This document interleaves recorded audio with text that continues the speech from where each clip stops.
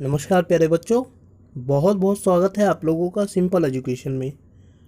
दोस्तों, आज की इस वीडियो में हम लोग बात करेंगे कक्षा 9 की सामाजिक विज्ञान की 20 जुलाई 2021 की अर्थात आज की वर्कशीट के बारे में। दोस्तों, ये वर्कशीट इतिहास की है और किसी अध्याय से नहीं ली गई है, बल्कि इतिहास की सामान्य समझ के ऊपर ये आधारित है और इसका नाम है इतिहास की समझ।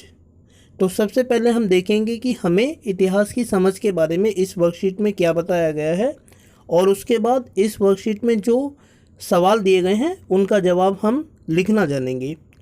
तो चलिए दोस्तों, बिना वक्त ज़ाया किए हुए हम लोग आरंभ करते हैं अपनी इस वीडियो में इतिहास की समझ पर अपना अध्ययन। इतिहास मानवता के लिए एक बहुत महत्वपूर्ण विषय है।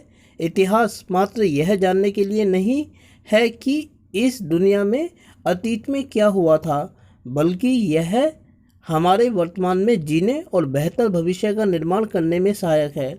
इतिहास में अब तक घटित घटनाओं या उनसे संबंध रखने वाली घटनाओं का काल क्रमानुसार यानी घटित होने के समय के क्रम के अनुसार वर्णन होता है।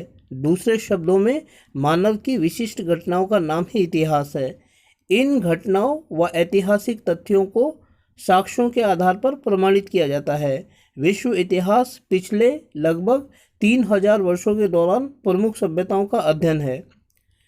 लिखित प्रमाणों के मिलने से पूर्व का इतिहास प्रागैतिहासिक काल माना जाता है। इसमें मानव सभ्यता को 4 भागों में बांटा गया है: आदिम पाषाण काल, पूर्व पाषाण काल, उत्तर पाषाण काल और धातु काल।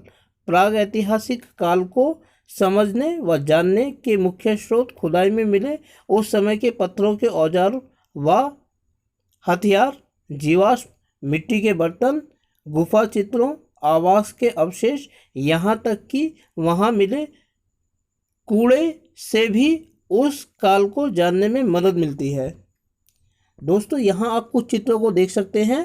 पहला चित्र जो है वो शिकार को दिखाता है, जो गुफाओं की चित्रों पर बनाया जाता था। दूसरे में कुछ अस्थि अवशेष आप देख सकते हैं। ये खास तौर पर उन कब्रों में मिले हैं जहां मनुष्यों को दफनाया जाता था और कई बार मनुष्यों के साथ पालतू जानवरों को भी दफना दिया जाता था।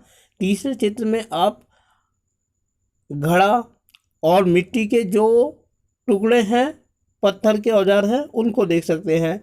और चौथा जो चित्र है वो किसी प्राचीन लिखित सामग्री का हिस्सा है जिसको हम पांडुलिपि कहते हैं। ये स्रोत जो है वो एनसीईआरटी से है।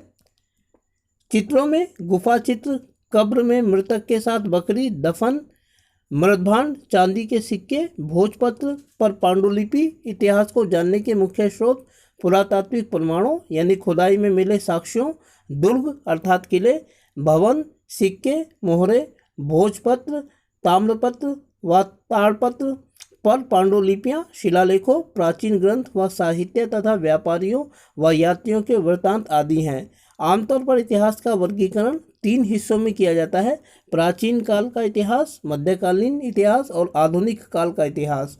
प्यारे बच्चों, आपके अपने जीवन, परिवार के मूल निवास स्थान, कार्यों, खान पान, रहने के तरीकों में हुए बदलावों को जानने और समझने के लिए इन सभी का इतिहास जानकर देखो। सचमुच बहुत रोचक यात्रा होगी। हमारे आज को समझने में इतिहास यात्रा बहुत सहायक होती है। तो दोस्तों, ये वर्कशीट थी और इसमें अब हमारे सामने 4 सवाल दिए गए हैं। पहले हम इन सवालों के ऊपर नज़र दौड़ा लेते हैं और उसके बाद एक एक करके हम इन सवालों के जवाबों को लिखना जानेंगे। पहला सवाल है कि इतिहास का क्या महत्व है। दूसरा है, लिखित प्रमाणों से पूर्व के काल का इतिहास किन भागों में बांटा गया है। तीसरा सवाल है कि आप किसी परिवार के खाने पीने की आदतों का पता उस घर के कचरे से किस प्रकार लगा सकते हैं। चौथा और आखिरी सवाल है कि अपने परिवार के इतिहास को लिखने का प्रयास करें। पूर्वजों के नाम, पूर्व निवास स्थान, स्थान छोड़ने के कारण लिखते हुए एक चार्ट पर दर्शाएं। अब इन सवालों के जवाबों को हम एक एक करके देखेंगे। तो दोस्तों, पहला सवाल है कि इतिहास का क्या महत्व है। इसके जवाब को हम इस तरीके से लिख सकते हैं: इतिहास केवल अतीत का अध्ययन नहीं है, बल्कि यह बेहतर वर्तमान तथा भविष्य के निर्माण में भी सहायक है। अर्थात इतिहास में हम सिर्फ प्राचीन बातों का अध्ययन नहीं करते हैं, बल्कि उन प्राचीन बातों के माध्यम से हम वर्तमान को और साथ ही भविष्य को भी संवारने का प्रयास करते हैं। दूसरा सवाल है कि लिखित प्रमाणों से पूर्व के काल का इतिहास किन भागों में बांटा गया है। तो दोस्तों, इतिहास मानव इतिहास प्राचीन इतिहास के उस भाग को कहा जाता है जिसमें हमें लिखित सामग्रियाँ मिलती हैं, जबकि इससे पहले के काल को हम दो भागों में बांट सकते हैं, प्रागैतिहासिक काल और आद्य ऐतिहासिक काल।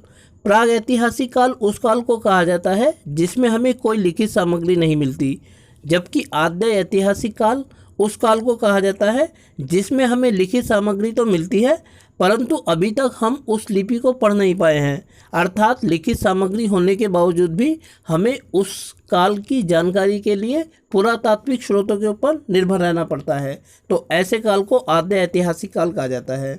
दोस्तों, तीसरा सवाल है कि आप किसी परिवार के खाने पीने की आदतों का पता उस घर के कचरे से किस प्रकार लगा सकते हैं। इस सवाल के जवाब को हम इस तरीके से लिख सकते हैं कि किसी घर के कचरे में मिलने वाले दाने, खाद्य पदार्थों के छिलकों तथा जूठन से इस बात का पता चलता है कि उस घर में किन खाद्य पदार्थों का सेवन किया जाता है, खाने में कौन कौन सी सब्जियों, दानों, फल आदि का सेवन किया जाता है। दोस्तों, इतिहासकार भी यही करते हैं कि प्राचीन सभ्यताओं का अध्ययन करने के लिए अक्सर वो ज़मीन पर जमे हुए अनाज के दानों को, छिलकों को ढूंढने का प्रयास करते हैं। इनको वैसे तो कूड़ा कहा जाता है, लेकिन यह कूड़ा इतिहासकारों के लिए बड़ा लाभदायक होता है। इतिहास को लिखने का एक प्रमुख स्रोत माना जाता है। अब चौथा और लास्ट क्वेश्चन है दोस्तों कि अपने परिवार के इतिहास को लिखने का प्रयास करें। पूर्वजों के नाम, पूर्व निवास स्थान, स्थान छोड़ने के कारण लिखते हुए एक चार्ट पर दर्शाइए। दोस्तों, ये क्वेश्चन आपको स्वयं करना है। इसके अंतर्गत आपको अपने पिताजी के पिताजी अर्थात दादाजी और दादाजी के पिताजी, उनके भी पिताजी, जितना पीछे आप जा सकते हैं उसको जानने का प्रयास करें और उसके बाद बताएं कि आपका जो फोरफादर थे अर्थात दादाजी परदादाजी कहाँ रहते थे, और आपके पिताजी अगर दिल्ली में रहते हैं तो वो दिल्ली में कब आए, किन कारणों से आए थे, और उसके बाद आप कहाँ रहते हैं। इस प्रकार आपकी एक फैमिली चार्ट तैयार हो जाएगी। इतिहासकार इस तरीके की चार्ट को वंशावली कहते हैं। इसे इंग्लिश में जियोनोलॉजी कहा जाता है। इस वंशावली के आधार पर वो जानते हैं किसी परिवार का विकास किस प्रकार हुआ है।